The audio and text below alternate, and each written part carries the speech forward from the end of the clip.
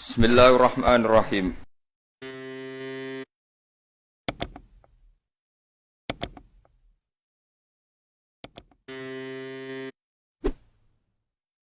Semua mubalek tadi pakai catatannya sendiri, jadi itu ngekholi dirinya sendiri. Ini saya pakai orisinil kitabnya Bali Maksum. Jadi saya mungkin penceramah terbaik karena sesuai konteksnya itu. Lah ini enggak. Ini kholnya Bali Maksum cerita syairnya sendiri tentang rokok lagi. Bolot lagi. Yes. Ya semoga diampuni oleh Allah Subhanahu wa taala. Ini ngendikane beliau tentang meminimalkan konflik. Ini saya baca di bab Al-Mithalul Awal. Jawazu hibati thawabil qiraah wa shadaqah lil mayyit wa wusuli thawabil qiraah wa a'malid birril mayyit. Kita berkeyakinan bahwa yasinan, tahlilan itu sampai ke mayit. Itu boleh kita hadiahkan dan sampai ke mayit. Kata Bali Maksum, wa huwa min masailil furu' al khilafiyah. Fala yajuzu bi sya'nihi itharatul fitan wal jidal wal inkar. Alal qail wal amili bihi wala alal mukhalif. Ini dari awal masalah khilafiyah. Sehingga enggak perlu jadi konflik yang berkelanjutan, baik kita menuntut yang melakukan itu atau menuntut yang menentang itu, karena dari awal ini masalah furu'iyah. Sing nglakoni nggih monggo, sing nentang nggih napa monggo. Selama ini kan kita yang melakukan memaksa orang lain menerima, yang menentang memaksa orang lain menghentikan. Ini tidak fair, kata Bali. Kata beliau itu enggak fair. Wala yang bagi ayaqa bainahuma ma la yang bagi wuquhu bainal akhwaini muslimaini. Kata beliau, wala in kana lil mani'i mustanadun fa inna li ghairihi mustanadan kadzalik. Kalau yang melarang tahlilan, melarang yasinan dikirimkan ke mayit itu punya mustanad, punya sanad, yang bagi yang membolehkan juga punya sanad. Kalau ada kiai yang kalau pidato nangis itu sanadnya banyak dan benar, tapi yang uraan kayak Pak Duta Besar juga banyak. Semuanya ada sanad.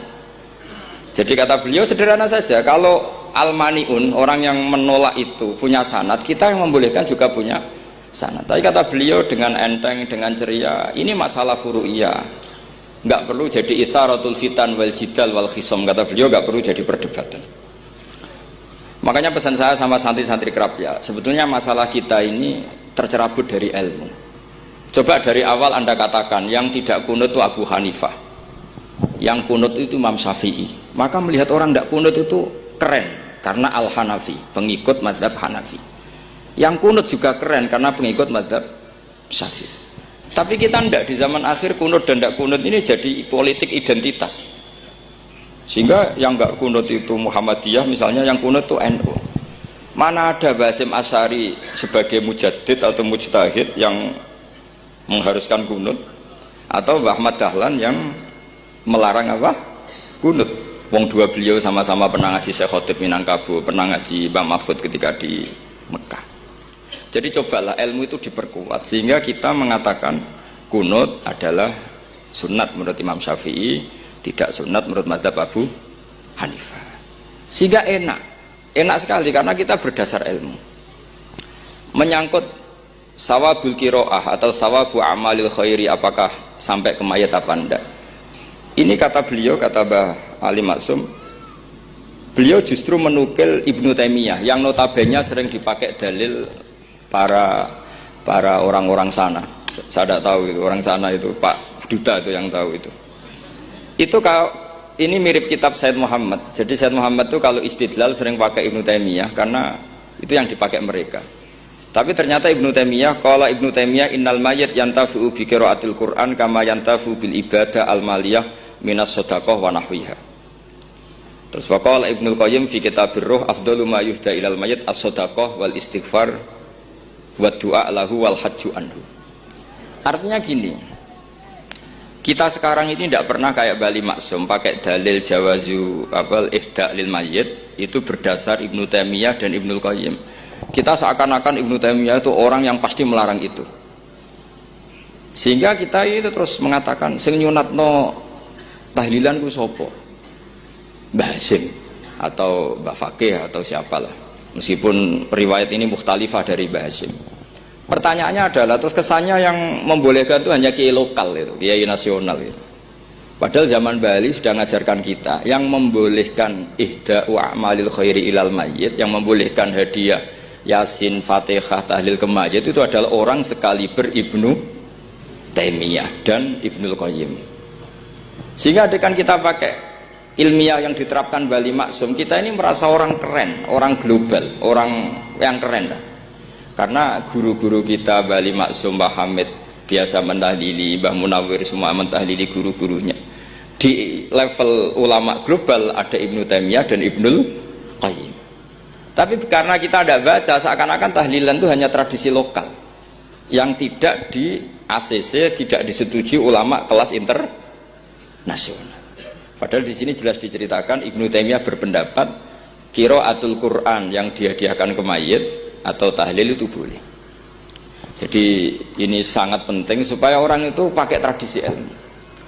Saya pernah ngaji sama Mbah Mun, diberitahu kalaupun Rasulullah pernah kunut sekali, biasanya perdebatan kan, oke, Rasulullah pernah kunut tapi ahyanan.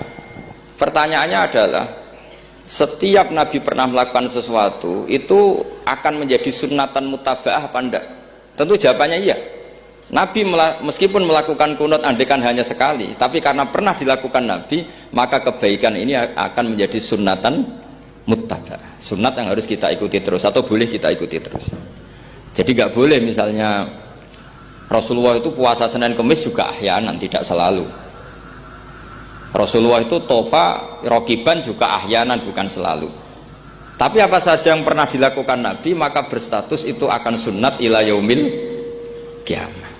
Sehingga agak bisa misalnya di hadis itu ahyanan, kemudian kamu beristidlal ini boleh dilakukan hanya ahyanan karena Nabi juga melakukan hanya ahyanan. Tidak bisa seperti itu.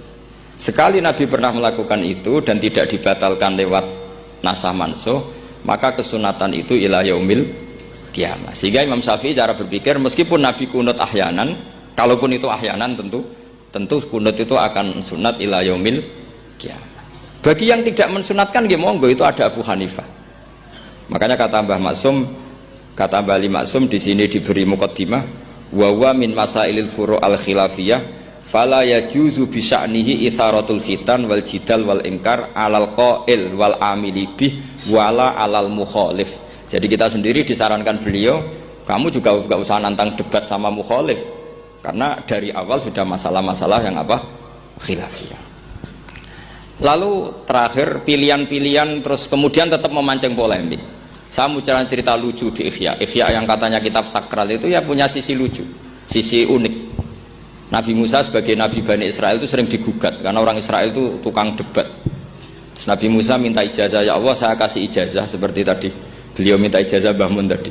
Minta ijazah yang supaya orang itu tidak bisa berkata buruk sama saya. Semuanya muji saya. Jawabannya Allah itu unik. Ya Musa hadza syai'un lam asna'hu li nafsi fa kaifa asna'uhu bika. Aku pangerane sering disalahpahami, pemenah kowe katanya. Jadi makanya kalau ada orang bully beda faham itu biasa. Kata Allah hadza syai'un lam asna'hu li nafsi, itu sesuatu yang saya tidak melakukan untuk diri saya sendiri. Kata Allah, saya ini Tuhan yang mengatakan saya punya anak ya banyak, yang anggap saya bakhil ya banyak, yang salah paham dengan saya banyak, padahal saya ini Tuhan. Kalau saya mau tak bungkam semua itu orang. Itu saja tidak saya lakukan. Apa menaiki terima Nabi. Makanya ini semoga ini saya gojlok Pak Duta Besar jadi pahala beliau. Karena diantara pahala itu disebabkan digojlok orang. Jadi kalau beliau tadi gojlok saya, sekarang tak balas, kayaknya pasti menang saya karena beliau sudah tidak bisa ke panggung lagi. Yang jelas saya kagum, ya saya puji betul Gus Zofur ketika dari awal memberi gelar Ad-Dobosi tadi ternyata betul. Tapi saya pastikan itu ada sanadnya, yaitu inna min khiyari ummati fima nabba'ani al-malul a'la qauman yadhakuna jarron min saati rahmatillah. Jadi diantara umat Allah yang pilihan adalah umatku yang kalau umatnya Rasulullah tentu yang kalau terbanter-banter karena min saati rahmatillah. Saya bayangkan kalau saya di rumah Pak Dubes dikasih makan gratis, dikasih minum gratis, kemudian di rumah itu saya merengut saja, itu kan kurang syukur. Wis ora bayar kok merengut gitu. Sama kita pakai buminya Allah, pakai airnya Allah, pakai oksigennya Allah. Modal guyu ora gelemen merengut gitu. Itu kalau Allah tersinggung pasti Allah ngendikan falyatub robban siwa iwal yakhruj min tahti ardi wasama. Silahkan mencari Tuhan selain saya, kata Allah, dan keluarlah dari langit saya, dari bumi saya. Daripada diusir pangeran wis ning donya ceria wae, guyu-guyu wae, sementing aja dhewean apa guyu ngoten mawon. Wassalamualaikum warahmatullahi wabarakatuh.